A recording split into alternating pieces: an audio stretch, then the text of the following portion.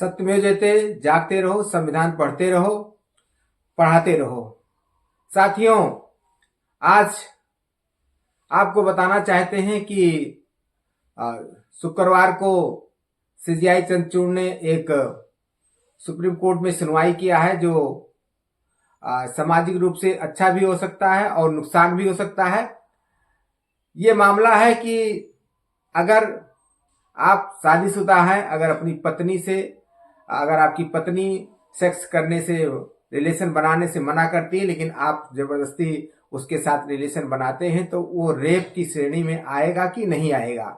इस पर सुनवाई सीजेआई चंद्रचूड़ ने, जो वादी वकील हैं, उनसे कहा है मैं इस पर बहुत जल्दी फैसला लूंगा। और जो हमारा सीजेआई चंद्रचूड़ जी ने जो एक नोटिस जारी किया था केंद्र सरकार को, उस सरकार की तरफ से भी एफिडेविट जो है सबमिट कर दिया गया है। और इस सबमिट में सरकार के जो सॉलिसिटर जनरल तुषार मेहता जी हैं, उन्होंने ये कहा है कि क्योंकि ये एक सामाजिक मामला है और जो है अगर जब कोई भी हमारे यहाँ शादी होती है तो वो शादी ही जो है शारीरिक संबंध बनाने के लिए ही होती है, यानी कि जो दूल्हा और दुल्हन है ये दोनों लोग आपस में एक दूसरे को शरीर जो है समर्पित कर देते हैं, हर चीज आपको समर्पित कर देते हैं। इसलिए अगर कभी बीच में जो है इस तरीके से ये बात आती है कि जबरदस्ती आती है तो उसमें ये रेप का मामला नहीं बनना चाहिए। जिन लोगों ने सुप्रीम कोर्ट में मुकदमा दायर किया है उसमें दिल्ली हाई कोर्ट में 2022 में एक मामला था जिसमें उस पति को जो है रेप की श्रेणी में कहा गया कि आपको जो है ये आपके ऊपर रेप का मुकदमा चलेगा। उसके लिए उन्होंने जो है जाकर के सुप्रीम कोर्ट में वो भी गए हैं, कई PIL भी दाखिल किया गया है। तो कुल मिलाकर के अब आप समझ लीजिए कि जो सरकार तो ये कह रही है कि ये मामला सामाजिक है, ये मामला आपका जो है सुप्रीम कोर्ट ये कानूनी जामा नहीं पहना सकता है, इसके लिए कानून बनाने की जो हमारी संसद को पावर है वही कर सकती है। और भारत में जो है शादियां जो है वो एक प्रकार की जो है पवित्र धर्म माना जाता है। तो जब जो चीज पवित्र धर्म मान करके शादियां की जाती है, अगर बीच में कोई अनबन होती है तो उसको जो है रेप जैसे मुकदमे से अगर कोई पति फंसेगा तो शादी कौन करेगा।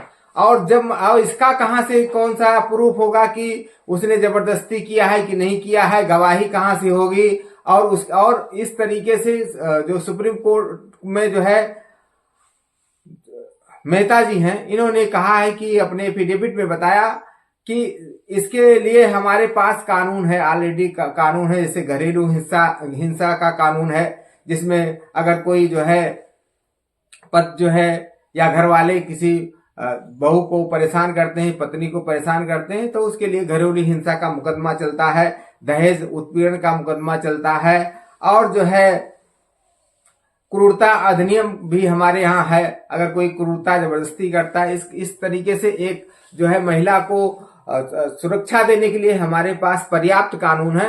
तो इस पर्याप्त कानून के लिए आप जो है रेप जैसे पतियों पर अगर रेप लगने लगेगा तो इसके लिए पतियों पर अन्याय शुरू हो जाएगा और जो है झूठे मुकदमे आएंगे। साथियों, आप सब जानते हैं कि जो लोग नहीं जानते हैं कि कितने मुकदमे अभी अदालत में दहेज उत्पीड़न का चल रहा है, उसमें हम तो मुकदमा देखते हैं 70% मुकदमे जो है फर्जी होते हैं, आपस में जो है गाली गलौज कुछ झगड़ा होता है तो जाकर के दहेज उत्पीड़न का मुकदमा लग जाता है। सही बात यह है कि दहेज उत्पीड़न का मुकदमा नहीं होता है, वो आपस का मनमुटाव होता है, आपस झगड़ा होता है। लेकिन महिलाओं को क्योंकि ये दहेज उत्पीड़न का संरक्षण मिला हुआ है तो जाकर के पति जो है और पति के घर वाले जो है वो दहेज उत्पीड़न का मामला झेलते हैं। तो अगर इस तरीके से रेप का मामला अगर आ जाएगा तो जो एक सामाजिक ताना बाना है वो गड़बड़ हो जाएगा। और सामाजिक ताना बाना अगर गड़बड़ हो जाएगा तो कौन महिलाओं को सम्मान देगा, कौन महिला के साथ रहेगा। आपका इस कानून में की प्रक्रिया में आपकी क्या जो है राय है, कानून बने कि ना बने, आप अपनी राय भी जरूर दीजिएगा, क्योंकि ये पुरुषों के अधिकार इस समय जा रहे हैं, महिलाओं को अधिकार मिल रहा है, लेकिन दोनों में यह है कि हम महिलाओं के खिलाफ नहीं हैं, लेकिन कहीं गलत तरीके से अगर पुरुष फंसाए जाएंगे तो निश्चित रूप से देश में एक जो है जो ताना बाना है, सामाजिक ताना बाना है, वो गड़बड़ा जाएगा। तो साथियों, आपका क्या कहना है? अभी तो सुप्रीम कोर्ट ने ये कहा है कि हम इसकी जल्द सुनवाई करके वो फैसला देंगे।